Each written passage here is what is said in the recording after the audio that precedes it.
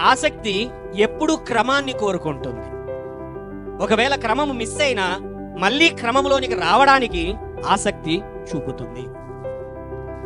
కాబట్టి దేవుని యొక్క బిడ్డలుగా ఆసక్తి ఉండాలి, క్రమము ఉండాలి.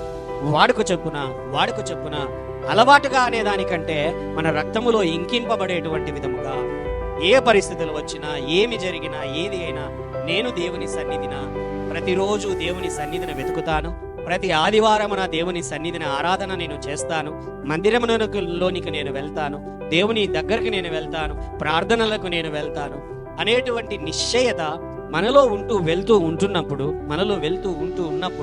తప్పకుండా మన జీవితములలో దేవుడు తాను వాగ్దానము చేసినటువంటి దానిని నెరవేర్చేటువంటి వాడుగా ఉంటున్నాడు. హల్లెలూయా. God loves discipline. దేవుడు క్రమమును ప్రేమించేటువంటి